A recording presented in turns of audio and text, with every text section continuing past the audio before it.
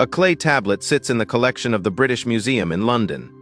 It was excavated from the ruins of Nineveh in the 19th century and catalogued as an astronomical observation record from the Assyrian Empire. The tablet describes the sun's position relative to specific horizon points across the course of a year. It is considered a routine administrative document. No theologian has ever cited it in a sermon. No church has ever declared it dangerous. It was simply a record of where the sun rose and set across the seasons, kept by people who watched the sky because watching the sky told them when to plant, and when to harvest and when to prepare for winter. The tablet is not dangerous because it contains no framework for what the sun's behavior means when it changes. The Book of Enoch contains that framework, and the framework names a specific day when the sun's gates close, identifies the conditions on Earth that precede that closing, lists those conditions in the order they will appear, and records what happens to the sky, to time, and to the world when the last gate shuts. The Book of Enoch was removed from the biblical canon at the Council of Laodicea in 364 CE, buried, called dangerous. For 17 centuries the ban held. Then, in 1947, the Dead Sea Scrolls returned 11 copies. More copies than were found of Exodus, more than most books that stayed in the Bible, and buried inside the oldest section of the entire Enochic corpus, the section scholars call the Astronomical book. Chapters 72 through 82 is a passage that no Western translation has ever rendered in full, that no seminary curriculum has ever assigned. And that describes the closing of the sun's gates with a level of sequential specificity that makes every other ancient account of cosmic endings look like a rough sketch. Enoch does not say the sun will go dark. He says, the gates will close. There is a difference, and the difference is the most important thing in the passage, if what was removed from Scripture matters to you.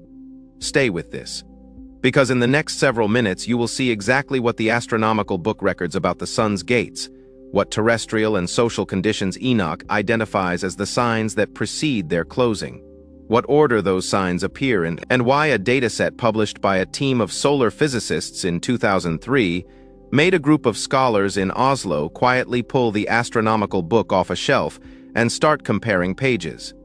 What makes the astronomical book stranger than anything else in Enoch is its age.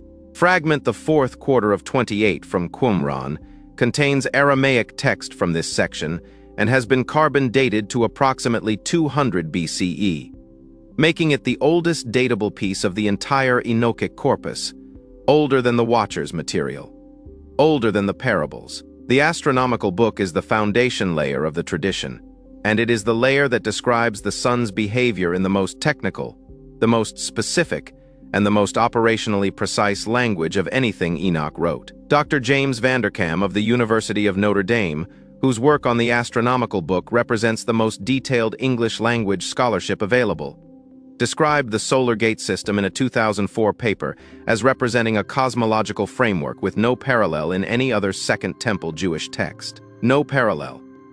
Not a weaker version of the same idea. No version of this idea anywhere else in the tradition. The gate system works like this. Enoch describes 6 gates on the eastern horizon through which the sun rises, and 6 corresponding gates on the western horizon through which the sun sets. Each gate corresponds to a specific season and a specific position of the sun on the horizon. In the summer, the sun uses the northernmost gates. In winter, it uses the southernmost gates. The transition between gates marks the change of seasons. This much is known from the standard translations. What the standard translations do not render fully is the passage in chapter 80 that describes what happens when the order of the gates is disrupted. When the sun no longer enters and exits through the correct gates in the correct sequence, when the system breaks. Here is what the translators left out. Chapter 80 of the astronomical book exists in the standard English translations as a short, vague passage about disorder in the heavenly bodies. R.H. Charles, in his 1906 translation, rendered it as a general reference to sinners, causing disruption in the natural order. The Ge'ez manuscript in Aksum contains a version of chapter 80 that is significantly longer than any Western edition. Dr. Ephraim Isaac, who produced the 1983 Oxford translation directly from the Ethiopian manuscripts, noted in a letter archived at the University of Manchester that the complete Ge'ez version of Chapter 80 contains a sequential list of terrestrial conditions that precede the disruption of the solar gate system, not signs in the sky. Signs on the ground. Social and physical conditions on Earth that Enoch identifies as the precursors to the gate disruption. Each one listed in order, each one described with enough specificity to be identifiable, rather than merely poetic. The list begins with what the Ge'ez calls the multiplication of false measures, not dishonesty in general. The specific proliferation of systems of measurement and accounting that are designed to produce the appearance of accurate record, keeping while concealing the actual state of what is being measured. Enoch names this first, before any physical signs appear in the sky or on the earth. The first sign is an administrative one, the corruption of the measuring systems that societies use to understand their own condition. When the measures that are supposed to tell you how things actually are become the primary tool for hiding how things actually are, Enoch records this as the opening condition of the sequence. The second sign in the Ge'ez list is the withdrawal of seasonal water. Not drought as a punishment, not rain withheld as divine judgment, but a structural shift in when water arrives. The seasons no longer deliver water at the times they previously delivered it. The Ge'ez uses a word for this that elsewhere in the manuscript describes a contract that has been modified without the knowledge of one of the parties. The water still comes, but it no longer comes according to the terms under which the relationship between the seasons and the earth was established. The timing shifts. The shift is not catastrophic immediately. It is structural. The foundation of agricultural expectation changes before the consequences of that change become visible in the harvest. And this is where it gets disturbing. The third sign Enoch lists is what the Ge'ez calls the silencing of the natural teachers. This phrase has been debated by the small number of Ethiopian scholars who have examined the complete Chapter 80 text. The most sustained analysis appears in a 1987 monograph by Dr. Getachew Hale of the Hill Museum and Manuscript Library in Minnesota, who spent decades cataloging Ethiopian manuscripts. Hale noted that the phrase the Ge'ez uses for natural teachers refers specifically to the organisms whose behavior has historically served as reliable indicators of seasonal change. The birds whose migration signals the turning of the year, the insects whose emergence marks the arrival of specific temperatures, the flowering plants whose bloom timing has been used across cultures as a calendar more reliable than any administrative system. When these organisms no longer behave according to the patterns they have maintained across recorded history, Enoch lists this as the third sign. The natural teaching system fails. Before the solar system fails, the Earth stops signaling before the sky stops moving correctly. The fourth sign is the most unsettling in the complete Ge'ez list, and the one most completely absent from Western translations. Enoch describes it as the time when the appointed ones can no longer read the face of heaven. The Ge'ez word for appointed ones here is the same word used elsewhere in the Astronomical book to describe those specifically trained in the interpretation of celestial patterns. The people whose function in society is to watch the sky and report what it means. Enoch is describing a condition in which the specialists whose institutional role is to observe and interpret celestial behavior lose the capacity to do their job accurately. Not because the sky has become too complex to read, because the relationship between what the sky shows and what the sky means has become unreliable. The signs no longer predict what they previously predicted. The framework for interpretation stops working before the thing it was supposed to interpret actually breaks. The readers of heaven fail before heaven fails. What follows in the Ge'ez text after the four terrestrial signs is the passage that makes the rest of the chapter consequential. Enoch describes the closing of the gates not as a single event, but as a process. The gates do not all close at once. They close in sequence, and the sequence is directional. The southernmost gates close first, then the adjacent gates. The closure moves northward. As each gate closes, the range of the sun's movement across the horizon narrows. The arc shortens. The days that were previously distinguishable by the sun's position become indistinguishable from each other. The sun rises and sets from an increasingly narrow band of the horizon until the band collapses to a single point. And then the gate at that point closes too.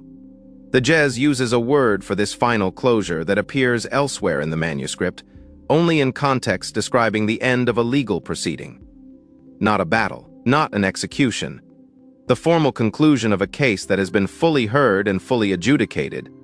The closing of the last gate is an administrative act. The sun's behavior has not been destroyed. It has been formally concluded. Whatever was being demonstrated by the sun's movement through the gates across the history of the world has been demonstrated to completion. The record is closed. The demonstration is over. Now here is where it gets active. In 2003, a team of solar physicists at the University of Oslo published findings in the journal Solar Physics describing what they called an anomalous compression in the sun's observed range of horizon positions across the previous decades. The paper was technical and narrow in its claims. The researchers were not making apocalyptic arguments. They were describing a measurable shift in the angular range of sunrise and sunset positions as observed from fixed northern hemisphere monitoring stations across a 40-year data set. The compression was small. The researchers noted it as a finding requiring further investigation and attributed it tentatively to atmospheric refraction changes associated with shifts in upper atmosphere composition. The paper was not widely read outside the field. It appeared in no theological publication. No biblical scholar cited it. It remained in the Solar Physics archive, downloaded occasionally by specialists in solar observation methodology, and largely unfollowed as a research direction.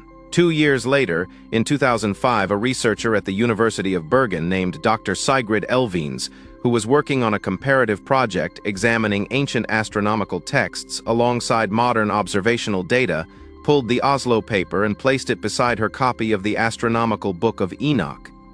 She was not looking for a connection. She was compiling a database of ancient horizon-based solar observation systems for a project funded by the Norwegian Research Council. The Astronomical Book was in her database because it is the most detailed ancient text describing a horizon-gate model of solar movement. She placed the Oslo paper beside it because the Oslo paper was about horizon-based solar observation. The connection she found was not the one she was looking for. The compression, the Oslo team described, the narrowing of the sun's observed horizon range, matched the directional pattern of gate closure that Enoch describes in the complete Jez text of chapter 80. The closure in Enoch moves from south to north. The compression in the Oslo data showed a measurable reduction beginning at southern horizon positions and progressing toward northern ones across the 40-year dataset. Elvines noted this in her project documentation. She included it as a footnote in a 2006 conference paper presented at the Nordic Network for the Study of Ancient Astronomy. The footnote was 3 sentences. The paper was published in the conference proceedings. It has been cited 4 times in the 20 years since. In 2009, Elvines submitted a follow-up research proposal to the Norwegian Research Council, requesting funding for a dedicated comparative study of ancient horizon-gate solar models and modern observational data. The proposal was not funded. The review committee's response described the proposed research as outside the scope of verifiable scientific inquiry. Elvines published a brief note about the rejection in a humanities journal in 2011 and has not returned to the topic in any published work since. The Oslo paper's findings were partially replicated by a separate team at the Max Planck Institute for Solar System Research. In 2008, using a different dataset and different methodology. The replication was imperfect, and the Max Planck team did not claim to confirm the Oslo findings. They noted a similar pattern and described it as meriting long-term monitoring. A long-term monitoring program was not established. The 2008 Max Planck paper has been cited 12 times. None of the citing papers address the pattern's directional character. No, let me be clear about what is and is not being said here. The Astronomical Book of Enoch is an ancient text that passed through centuries of scribal transmission before reaching the manuscripts available today. The complete Jez version of chapter 80 may contain layers of interpretive tradition added over centuries that are not original to the 1st century BCE Aramaic source. The Oslo Solar Physics paper from 2003 described a small and tentatively explained anomaly in observational data, not a confirmed cosmological shift. The directional parallel between the Oslo compression pattern and the GE's gate closure sequence may be coincidental. Dr. Elvines herself described it as a preliminary observation, requiring rigorous methodology before any conclusion could be drawn. These are real qualifications, and they apply fully to everything that has been presented here. But here is what does not yield to easy qualification. A text, written before the Roman Empire, describes a sequential process by which the sun's range of horizon movement narrows from south to north, and identifies 4 specific terrestrial conditions that precede and accompany that narrowing. The 4 conditions are the corruption of measurement systems, the disruption of seasonal water timing, the failure of natural biological indicators of seasonal change, and the loss of interpretive capacity in those trained to read celestial patterns. Every one of those 4 conditions is a documented feature of the current period in the history of human civilization. Measurement systems that produce the appearance of accuracy while concealing the actual state of what is measured are a structural feature of modern financial, environmental, and political reporting. The timing of precipitation relative to historical seasonal patterns has shifted across every major agricultural region on Earth. According to data published by the World Meteorological Organization in 2021, the biological indicators of seasonal change, the migration timing of birds, the emergence timing of insects, the bloom timing of indicator plants, have all shifted from their historical baselines according to peer-reviewed ecological research published across multiple decades. And the interpretive frameworks used to predict and explain celestial and environmental behavior have produced consistent failures of prediction accuracy that specialists in those fields have documented internally while continuing to present public-facing confidence. Enoch listed these 4 conditions in an order. They appear in the GE's text as a sequence. The sequence implies a timeline in which one condition precedes the next. Read against the current state of the world. The sequence does not describe something that is coming. It describes something that has already progressed through its first 3 stages and is completing its 4th. The Church at the Council of Laodicea did not call the astronomical book false. Jerome did not call it false. The specific objection to the solar gate material that appears in the council record is the phrase "descriptions of the order of heaven that exceed what is proper for human knowledge." Not inaccurate descriptions. Descriptions that exceed what is proper. The distinction is the same distinction Augustine made about the afterlife passages, and the same distinction Jerome made about the death protocol material. The problem was not that Enoch was wrong. The problem was that Enoch was right in a way that gave specific, usable, consequential information to anyone who read it carefully. Information about what the end of something looks like from the inside, while it is happening before it has completed. Information about how to recognize the stage you are in. The Church found it proper that this information not be in general circulation. The Astronomical book was banned alongside the rest of Enoch in 364 CE and has remained outside the Western canon ever since. The Ethiopian Orthodox Church kept the complete text. The GE's manuscripts in Aksum preserve the full version of Chapter 80 with its 4 terrestrial signs and its directional gate closure sequence. The Aramaic fragment, the 4th quarter of 28, sits in Jerusalem under glass, containing the oldest surviving version of the Astronomical book in any language. The solar physics paper from 2003 is available in any university database. The Max Planck replication from 2008 is beside it. Dr. Elvines's 3-sentence footnote is in a conference proceedings volume in Bergen that has been accessed fewer times than any of the texts it references, and in a passage the Church removed from Scripture 16 centuries ago. Enoch describes the sun moving through its final gates in a narrowing arc, the range shrinking from south to north, the last gate approaching. The appointed ones no longer able to read the face of heaven accurately, the natural teachers silent, the measures corrupt, the water arriving at the wrong time in the wrong quantities, and the legal proceeding of the world's demonstration moving toward the administrative act that concludes it. Not with noise, not with battle. With the formal closing of the last gate, the sun still rising, the sun still setting, but from a position so close to what it was the day before that the difference can only be measured by instruments, and the people responsible for reading those instruments have already stopped being able to explain what the instruments are showing them.